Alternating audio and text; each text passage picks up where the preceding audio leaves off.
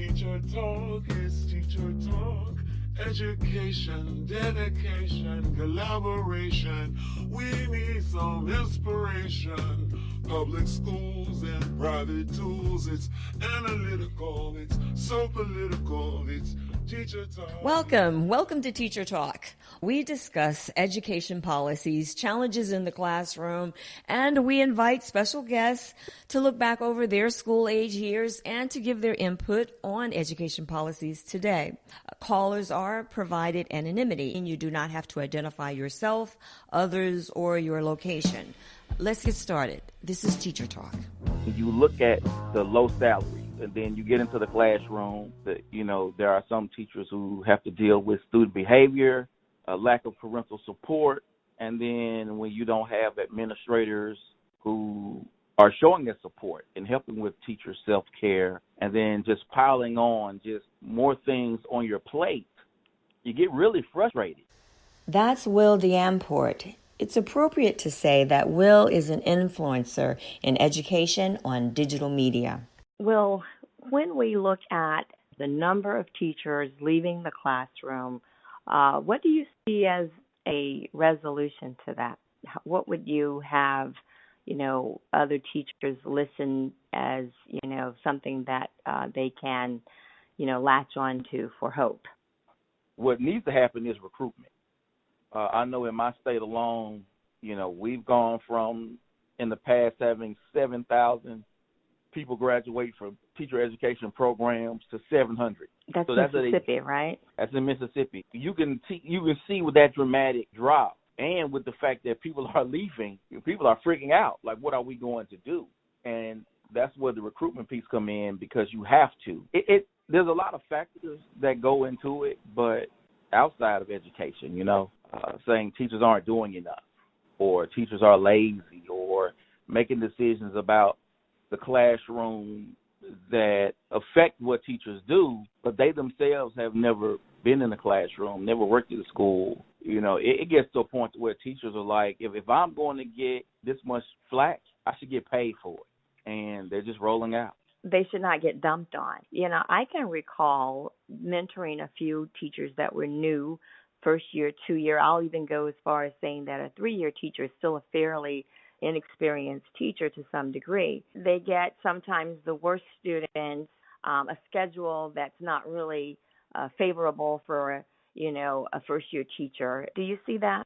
I do, because the new teachers or people who have very little experience are often the ones who are thrown in classrooms where they may not be necessarily prepared for the behavior in the classroom. And when you look at all the other stuff they have to do, with planning and grading and parent-teacher conferences and staying after school for school events or faculty meetings that sometimes, like, this could have been done in an email. Why are we meeting after school?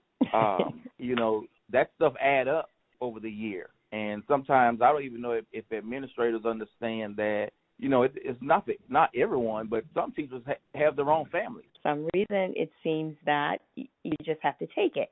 Yeah, I think about that often when I look at what's going on, or when I hear teachers say that, they're frustrated because, administrators will say, hey, well, why aren't you doing this with your classroom management? Or why aren't you following these rules? Why aren't you doing that? And, teachers are like, well, I've tried to do this with the dress code, or I've tried to do, follow this PBIS, or I've tried to do X, Y, and Z. But when I send the kids to the office and they come right back and nothing was done, you do that enough, and then they're like, well, I'm done, right? So I'm not dealing with it anymore because you're not dealing with it on your end. Will D'Amport, thank you so much for joining us on Teacher Talk. We will continue to follow you on YouTube and on all your social media. Let's go now to our next caller. Welcome to Teacher Talk, caller. Tell me about the day that you said, I'm thinking about leaving this classroom. The day that I said to myself, I'm thinking about leaving this classroom, I was working in a third grade classroom, and I had a third grader that was medicated, but the medication wasn't properly administered, not by his parent, guardian, or by the school at that time. And the third grader had a yo-yo in the classroom, and I asked for the yo-yo. He refused to give it to me, and he hit a little girl with the yo-yo. And I rushed over to grab it, and he wrapped it around my hand and was pulling on it. And I could see that my fingers were getting cut by the string on the yo-yo. And I didn't want to retaliate against the child. I just wanted him to stop. I didn't know what I had to do to get him to stop. And I asked him to sit down, and he did. But the look on his face made me afraid. And I've never been afraid of an 8-year-old before.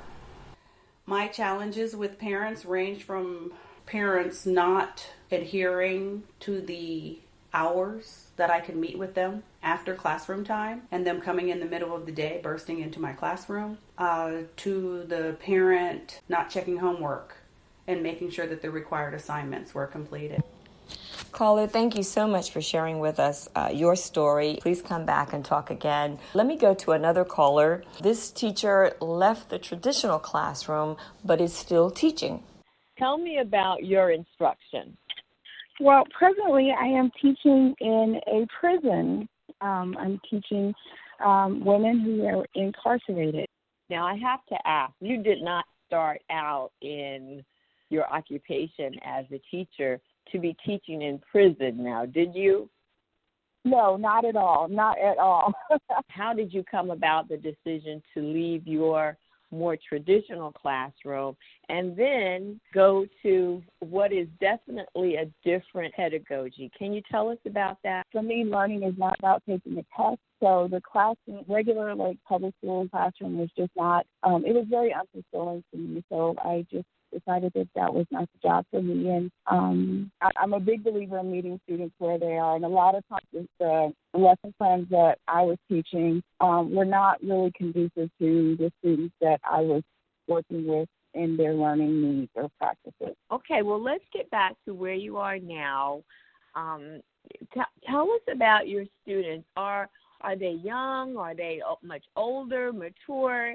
Is there a general description of your students? I still wanted to be an educator. I still wanted to teach. And I kind of ended up in the college situation. And technically, all of my students would be classified as adults, but they can vary in age from 18 to 60. We have a lot of people in our class that have not finished high school. A lot of them have had jobs. They were wanting to make changes, and I am there to help them get the skills they need so that they can. Well, it's always nice to have time, pardon the pun. Yes. It's always nice time. to have time to take, to educate yourself. People have shared with us some really challenging times in the classroom, and now here you are, out of the classroom, but you're in a prison. I actually feel safer in the prison than I did in some of the classrooms I taught in.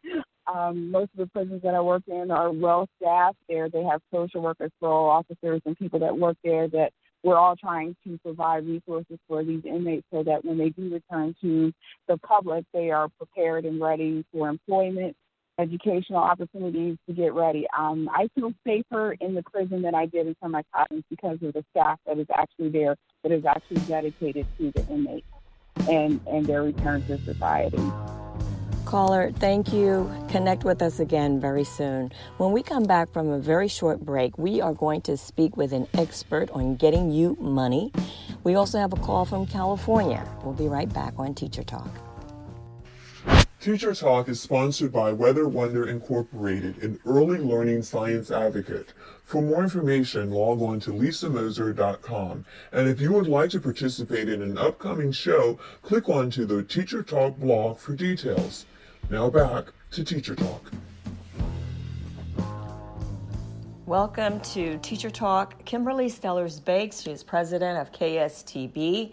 I found her via social media. Kimberly, for those listening, tell us, how do we get in touch with you? You can always reach us via email at kstb@kstb.org.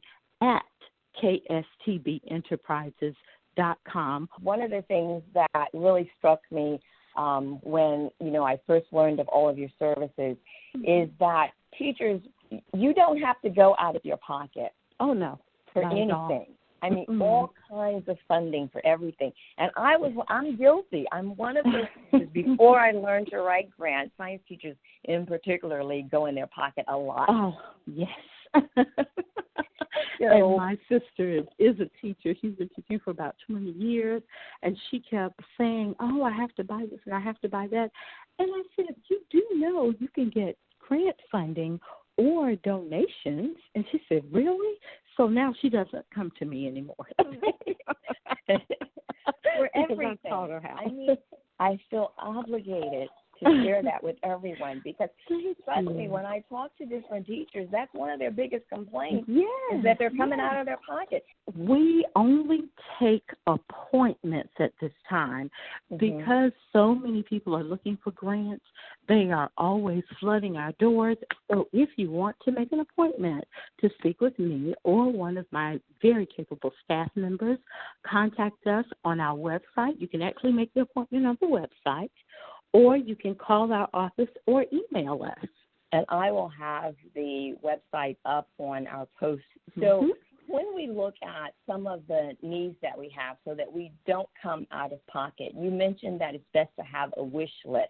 Yes. So as an individual or as a group for the school, come with a wish list. Now, are we talking like 4 or 5 things that are kind of in common?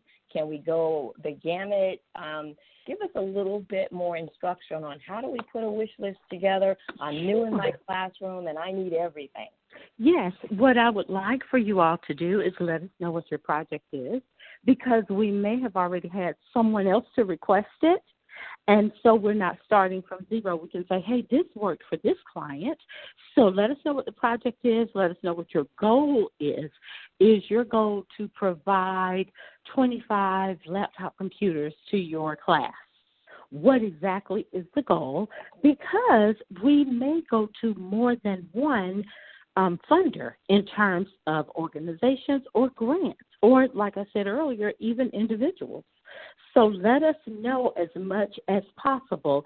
And so after you tell us what the project is and the goal is, say these are the items that we need. You don't have to give us a short list. As a matter of fact, I encourage people to think big. So don't think just for this year. I know there are several students who live in food insecure areas. We have several clients who have contacted us to get food for their students, and we have reached out to organizations, and they take home food for the weekends, for the evenings, and not just potato chips, and we make it happen. There are kids who need coats. There are kids who need pencils. Again, we're talking with Kimberly Bates. She is the president of KSTB. Kimberly, thank you so much for your time today. I have another caller. He's in California. Raymond? How do you see the school system? Well, it's a very good question because, as I said, being a retired police officer, I spent quite a few years working as a school resource officer. So basically, that being the police officer assigned to a school campus. So I've had a chance to see most teachers are there because obviously they want to be there. They're dedicated to doing their job. And, and I just think most teachers would give their right arm. Now, I think also on the other side of that, I think sometimes where the teachers get the least amount of support from the public, from, parents. And, teachers are there to help your child learn, but they're not responsible for your children's moral compass. You are as a parent. The fact that teachers deserve and need more community support. Why do you think it is that teachers aren't getting that? Well, I think they obviously they get blamed a lot. You listen to these announcers and teachers basically are there to turn our children into abortion-loving, liberal, leftist, homosexuals, but it's just ridiculous. And I think people get that, you listen to that stuff, obviously, then you look at the media, you see basically where teachers aren't being paid, where the profession is not valued. And I guess maybe it may sound crazy, but I think everything comes from being a teacher. Obviously, you're a lawyer, you had to spend time in school. I mean, you had instructors, you had professors that taught you that profession. And I also want to point out that, I'm in Georgia, you're in California. So we're having similar problems all across the country. Thank you, Raymond. And thank you to all the callers today. That's going to do it for this edition of Teacher Talk. Please connect with me online on social media. I'm Dr. Lisa Mozer. And until next time, have a great learning day. It's Teacher Talk, it's Teacher Talk. Education, dedication, collaboration. We need some inspiration. Public schools and private tools. It's analytical, it's so political. It's Teacher Talk, it's Teacher Talk.